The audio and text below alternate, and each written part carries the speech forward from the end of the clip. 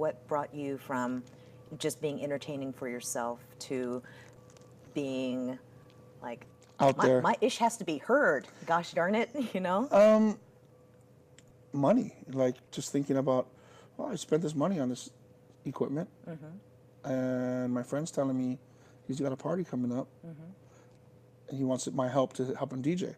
So I helped my friend do this party with all his equipment. We just made $300 tonight.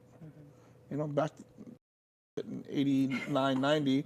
I mean, this was more like 90, 91, Oh, 90. I can go mainland now. I was like, you know how many trips to the Big Island that is? Yeah. Right? Yeah. No, I mean, I the remember $65 fares. Disposable Income go to like, I could go to San Francisco for a show for the weekend. I mean, it was, yeah. Right. And, you know, with that kind of money to do 2 parties a month was like, oh, I just paid my rent. Like when I started, I was still in college, and I moved from from a dorm to working outside. I worked various local jobs, HIC, Foodland. I'm working for somebody else. Whatever money I had, I took the money from this party to buy equipment. The money from this party to buy equipment, to save up to buy equipment, save up and buy equipment. And that's kind of what I still do. Like when I do a party and I need something new, buy something new. It's 2018. Yeah. Your general System? checklist. My general system, it depends on where it is. Indoors, I'm definitely going to bring turntables as much as possible. Outdoors, I may bring a controller, which now is like it looks like it's a toy, because basically it is. It's plastic and somewhat die-cast metal or whatever, but it's tiny. It's like a little DJ mixer with 2 little platters, and it looks like I'm a big guy and I'm like, my hands are like this, so it looks crazy to me. But I prefer, even though it breaks my back, to bring out turntables and a mixer and set that up visually for the audience. They're like, oh, he's actually DJing, which is something I still think that needs to be presented. Rather than some guy hiding behind a laptop pressing a button like the whole time to match the beat. I still love bringing out turntables, but it's a lot now. When I would see people DJ pre-Serato, or yeah, I mean, I think it's a little bit of both if you were raised up in the vinyl era and even with CDs. I would never understand how you would figure out, and this is pre-internet too, because now it's like you need a song, you can do a search and just kind of put it in a pot to just play it. How much music would you bring? Is there like... I used to bring a lot. Like I would show up to a nightclub when I started DJing the clubs, and I would bring like 6 to 8 crates of records. And how much would a milk crate, or be about 80 to 90 records, depending on how much you would stack in there. So you would have like 6 to 8 crates of vinyl, and then when you had the CD booklets, would you bring a couple of those? 4 CD booklets. And those would... Those were all albums, maybe some singles, but... And you wouldn't even go through... It was just CDs, like safety. Honestly, CDs, when I was DJing in clubs, like I wouldn't bring CDs. Maybe 1 book. And it would have to be like some of the exclusive things that I haven't gotten on vinyl. Records from artists or artist drops or things like that I could play over the vinyl that I had, so it wasn't... I tried to not... I didn't really want to learn how to use a CD player. Because back then, they were like these dual well CD players that you didn't really have... You couldn't really manipulate them. Oh yeah, you just have to just kind of cue it up to... Cue it up to where it is, and they had like a start, stop, and a pitch control, but it was still like... You'd have to joggle between start cue, start cue, start cue, start cue, and get it right on, and then adjust it. It was, to me, I was like, that doesn't make sense. It's too much. I'm wasting too much time. I could either be talking to my crowd, or I could be drinking, or I could be doing it. What is this? I've got to focus on these 2 buttons. Can I just press play and push the record in? It just dawned on me when you actually explained the compact disc situation. Right. Because I would just think it's just easier to tote around. But you're right. It's just then. But now... Yeah, I mean, they've made CD players that are, super easy to use and more hands-on, where you're actually touching the platter, and that's where they came up with the controllers from. Pioneer, this company, made a CDJ, and they've had like a long line of different ones, but the CDJ 2000 is the one that was really like the benchmark thing that was the closest to touching vinyl. So that, I was like, it's a CDJ, still, but you can play MP3s on it. Let me buy it. Like, so a lot of my equipment that I buy, it's either I'm going to use it or I'm going to rent it out. So, I mean, I don't want to buy something that's just going to sit. So that's another part of my business where I rent equipment as well. But I thought that was the most comparable thing to a turntable. So that was like one of the first things I bought besides, you know, turntables. I do prefer using CDJs outside because of the wind. So like when you DJ outside, the wind will blow your needles all over the damn place. And then everybody looks at the DJ like, what the hell are you doing, bro? I'm like, oh, you know it's windy, right? But it still happens to me now. Mad. You get so mad, I do. I get mad at everybody. Like, they're like, whoa. I'm like, yeah. We're doing a movie premiere. I'm DJing, and I just transitioned from one song to the next song, and the crowd starts booing. And I'm like, did I not like a song? My transition bad? Like, what is it? And I'm like, I'm always on the defensive for some reason. I don't know why. And back then, I was such a hothead.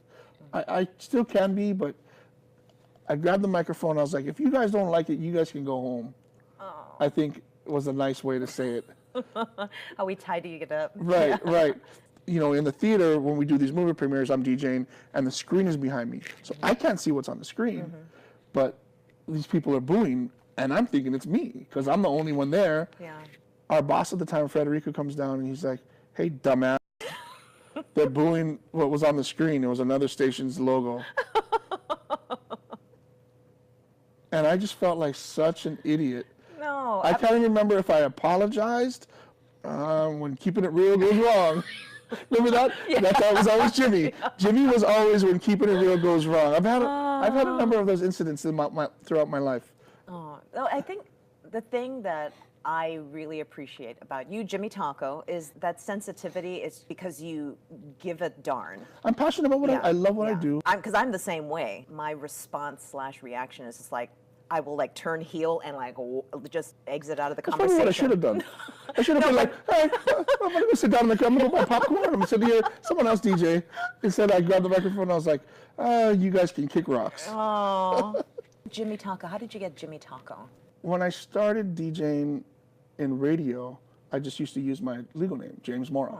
Working in radio, I used to do all of these concerts at the Groove, which turned into World Cafe. Nimitz Hall, After Dark, they had a lot of concerts. And then there was one group that took it over, and they did a lot of hip-hop shows. And I want to say Vertical Junkies. Well, I started doing a lot of... Soulja and Vertical Junkies, they used to do all of the hard rock parties and stuff like that. I did a couple of those for maybe like one or two of those for Soulja, for Alika. I really started doing all of these hip-hop shows. And I was like the resident DJ there for a while. And my man JP and Doc would always come in and DJ and host. So they were like, yo, you should come and do our show with us. And I started like, you know, 1 week, do the show.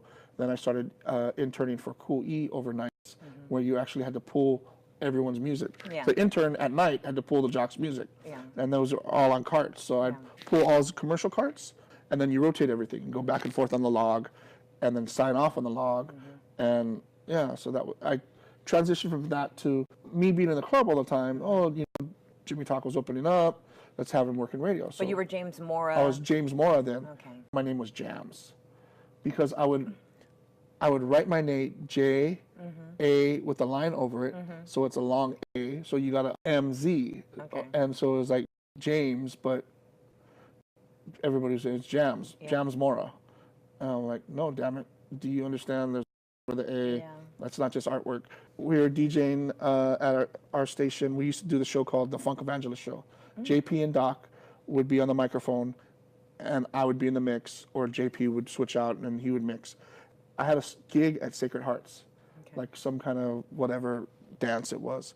I went to Jack in the Box before I came to work, and I bought a bunch of 99-cent tacos. I don't know if it was delicious. $10 or $20. I forget what I spent, but they just, you know, gave me money from doing their event, and I was like, I got cash, I'm buying tacos. And came to the station at Queen Street, Saturday or Friday, I don't know, I'm old, I can't remember. But the AC would turn off at 6 p.m. And we would start the show at 9 p.m. But so I didn't get there till 11. We would go till like almost 2 in the morning. By the time I get in there, I walk in there with these tacos. I leave them in the studio. I go and I start mixing, and they start making fun of me because it's starting to smell like greasy tacos. And they're like, this guy comes from his gig. He brings us food. It's stinking up the place. Doc is like, this Mexican's messing me up. I'm getting lightheaded. He's like making fun of me. And this woman calls up and says, you guys should call him Jimmy Taco. From James Mora to Jimmy Taco. We just like all fell out laughing. I think we gave her all the prizes. We were like, you can have everything. You win everything tonight. You just named our DJ. My homie Spaz used to always say, like, you kind of need like something that's recognizable, like his name, Cutmaster Spaz. Like, it's not just like his legal name. Like, I used to go by my legal name, and everybody was like James from, Palolo, or lived, 6th Ave or whatever. That was just that. And I didn't think of marketing like that. Like, having a hook. Right. And then I thought, Jimmy Taco, that's kind of like funny. Yeah. Mexican, okay. I get it. It's like kind of a play. My father, he goes by the name of Jimmy, so I thought that all was relevant. I was like, yeah, let's go with it, roll with it. So and that's where the name it would came be from. a great conversation piece. It's just like, are you Mexican? Right. No. What do you, See, a lot of people are like, Hawaii. Oh, Jimmy Taco. Oh, T-A-K-O. How you spell it? T-A-K-O? Like the squid. No. Like the famous Mexican delicacy. Yeah. Oh, it's not. Taco it is delicious. It could be considered a delicacy. It's a staple. The older you get, you can't really take yourself that serious. Like, I don't. Like, I mean, as much as I'm stuck in my ways, I do like to still be a kid, you know what I mean? And enjoy life.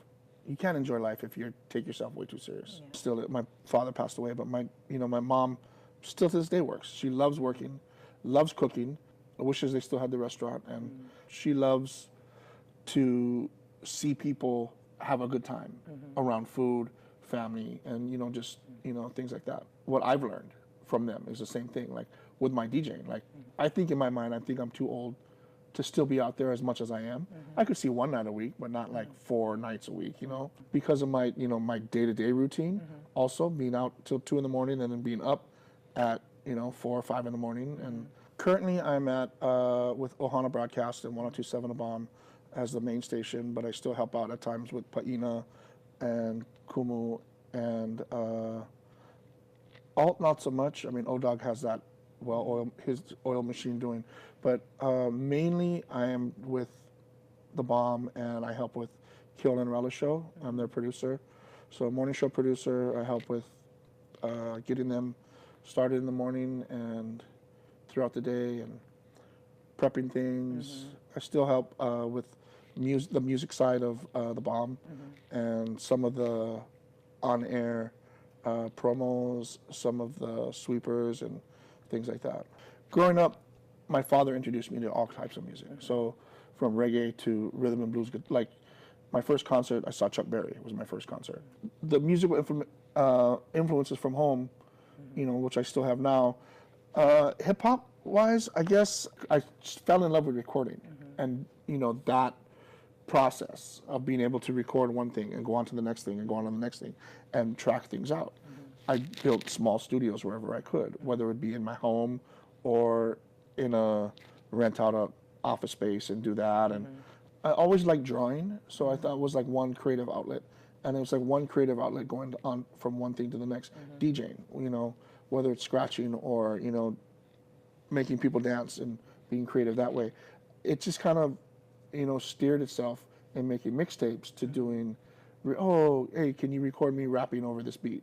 Okay, well, how about we incorporate some production in there where somebody's actually making the beats, and then we track out the beats, and then we record you rhyming, and then overdub another layer of your vocals, and things like that. That kind of, I enjoyed doing that. And then the process of processing voices and understanding EQs and compression and doing all that other stuff kind of was like new to me. And I was like, man, I want my records to sound like this.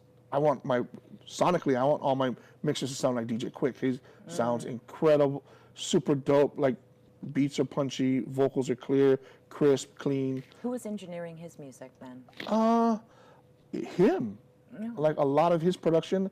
I remember he came here and he did a show at C5, and I think it was him, Second to None, and I forget the other artists. I want to say like Bushwick Bill or somebody like that. It was like a kind of a crazy lineup. I don't know if you remember C5 at Nimitz.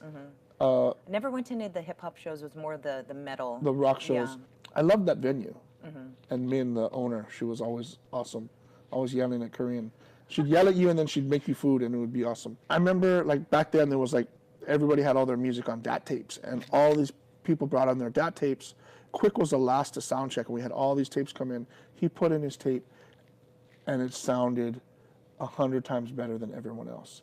Everyone else sounded like they were just off of a cassette tape and his sounded so big and clean and I was like, man, how do you do that? You just like spend time in the mix. That's it, you know? Yeah. You take care of it. Right. I've had these like small little choice encounters with some hip hop artists like that were like amazing to me. Like he's just like, just gotta take care of it, you know? Just massage it. And I was like, I remember that. What is Flip the Bird? Flip the Bird is a record label / clothing company. The clothing company stemmed from promoting Tasho's records. So Flip the Bird was the name of the record label. So, you know, naturally Flip the Bird is, you know, hey, you know, without going into finger details. But yeah, that's Flip the Bird. So it was Tasho Pierce, that was his record label, and I was doing all of his recording. So we were kind of like together putting out music, and he started the clothing company to promote his first record. His rap name is Immerse when he started. He went from Akira 8 to Immerse. Immerse was crime spelled backwards. So his first album was called Rhyme and Punishment. So instead of Crime and Punishment, Rhyme and Punishment. And then to promote the album on Flip the Bird, you know, we had the logo was like this, looked like a dead chicken upside down. You know, and everybody was like, oh, dead bird, but it's Flip the Bird. And then when they understood it, they were like, whoa, that's hilarious. So that sparked the clothing company and his design, and he went off to do some cool things with that, and I stuck around and do the music. And is Flip the Bird continuing in 2018 or? We haven't put out any music in a long time. There was a Flip the Bird project that it's kind of been put on hold that I was working on. Me, my friend Taji, and Creed Chameleon were putting on a project called The Old Boys. So it's just 3, you know, friends with production and recording and rhyming, putting out an album. But we did like 4 songs. We kind of remotely released 2. The other 2 were just chilling. Well, you could do an EP. Oh yeah, see that's what we were gonna do. We were gonna do like a 4 to 6 song EP, and then we just kind of like, well, Creed was busy with his stuff, Todd got busier with his production, and now his video work, which he's doing amazing video work. He's doing stuff for UFC Gym and a bunch of other stuff, and I'm like really, really proud of him. So just, you know, when time and money. So when people are doing things and they're making money versus the fun stuff for us, you know, it's just, yeah. That's great. Yeah, I still love being in the studio and working on stuff, but my studio is in my office now at work. So when let me work on a beat or let me work on this song, then I'm like, oh wait, I still got other production work for the station I got to do. Let me go do that first, and then I'll go home. Hopefully by the end of summer, I transition where I move all my equipment home. So that'll be a different thing. When my equipment at home, I've actually like really, really wanted my home to be like my sanctuary where I don't have any work there, which was super cool for so long. But now I'm like, I want to do work, like, but I don't want to do it in the office where I feel like I'm at work. My music and my production and my recording, like I'd rather do that at home. Like I thought it would be cool to move it to the station and have it in my office, but the distractions of work. I love being here and I love doing the work that I do, but now I need separation from this to that. And I never really thought about that in the beginning. So hopefully soon, new music coming out soon, I hope. I do want to know about Mind Tactic. You had a little bit of everything. Not everyone would necessarily agree that that might have been the best single from the album, or it's like, why are you playing a radio And then there was also, like, songs that on Mind Tactics I would play reggae songs, or I would play. Mind Tactics was my version of hip hop. Being a Mexican in a predominantly African American genre of music, you know, you kind of look at it a different way. Like, you know, there's West Coast hip hop, but there's also LA hip hop, there's San Diego hip hop, there's, you know, hip hop up and down the West Coast, Midwest, ever Texas. I mean, It's like throughout the regions. throughout the regions. I mean, and also different eras within. right. Yeah. I guess, I don't know if I could just say I loved good music. And No, I mean that's what it I mean, is, that's- yeah. But that's the subjectiveness of music in general. Right, You know, right. and I think with your Mind Tactics show, what was Mind Tactics So, the first year it came on? The first year of Mind Tactics, it was a 1-hour show, Saturday nights on KIKI 93.9. And we played hip hop music, East 3 and myself. All clean versions, but it was it 96? I think 97? So what the general rule was like Don't play no swearing. but there wasn't And anything don't swear in the air. I always wanted to get Mind Tactics to a point where it was all local hip hop music. You know, I mean, local radio to this day doesn't give local hip hop artists a look at all.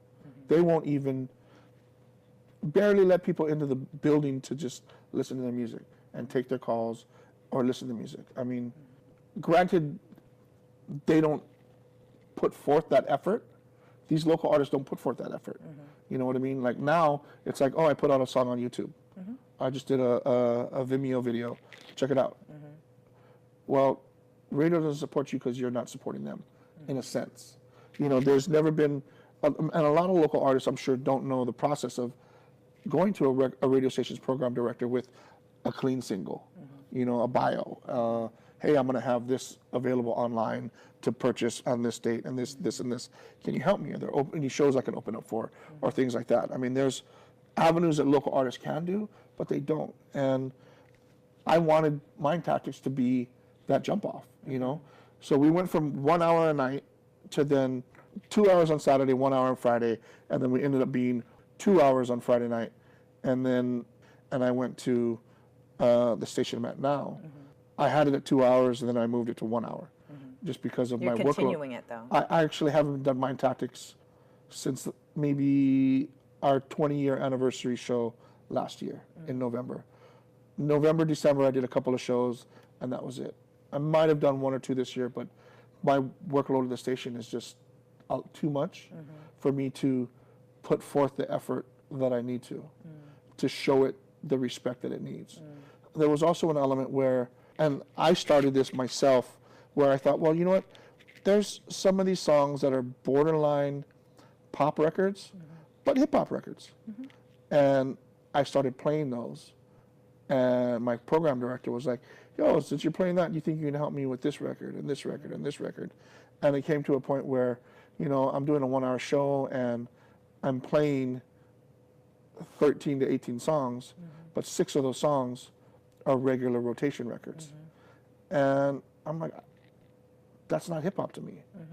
We're playing this regular pop record 20 times throughout the day, but I still got to give you love on my show.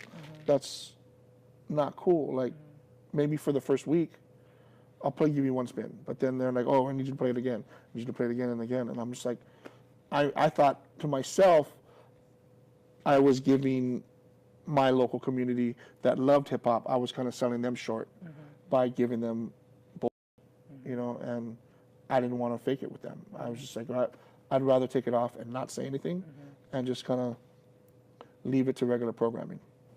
Do you have your program online somewhere where you have suggested lists? I would like to start doing that, and that's kind of the process of me moving my equipment home. I want to start doing something along the lines where I'll take a Sunday afternoon and I'll do a podcast or something, or I'll just throw on music while I'm at home and cook. And maybe that kind of like, I love cooking, always have from my family, but I think that might be my new thing, is cooking and music at the same time. I would like to open up like a little taco spot, like a street taco a legit street taco thing where I'm only doing two types of tacos. I'm not cooking every day. This is like a twice a week, 3 times a week kind of thing, where it's like a little pop-up shop that I do. Yeah. Thing called Secret Taco. So Secret Taco is kind of like my thing. I've done it in a few restaurants. Yeah. And I've invited friends only. So believe me, I was getting around Kathy. And it's like me testing a menu. Yeah. You know what I mean? Testing the waters and testing my ability to do the work properly. Are these your mom's recipes? Yes. My very good friend, I do a weekly event at Scratch Kitchen with DJ XL. We do a Sunday brunch there where XL and I play for Sunday brunch. With my friendship with the chef and owner Brian, we've talked about food and my mom's restaurant, and he welcomed my mom in to make tamales and pozole on Father's Day. And she made 2 types of tamales with them and showed them her recipe for pozole. People loved it. The people that did order, gave my mom great feedback and Brian great feedback. It's an awesome experience. I love, like me playing music, I love seeing people have a good time. And how my homie Brian, he loves to present his food and see them enjoying themselves eating his food. It's kind of the same way. So, yeah. Very cool. Yeah. Well, hopefully it pans out in the next year or so. I can't be a 50-year-old DJ. I mean, I could, but... It's happening. It's happening around the world. I'm walking into Rum Fire on a Friday night with my walker. Yeah. It's a look. It's a good look. Not really. It's a look. It's a look. I didn't say.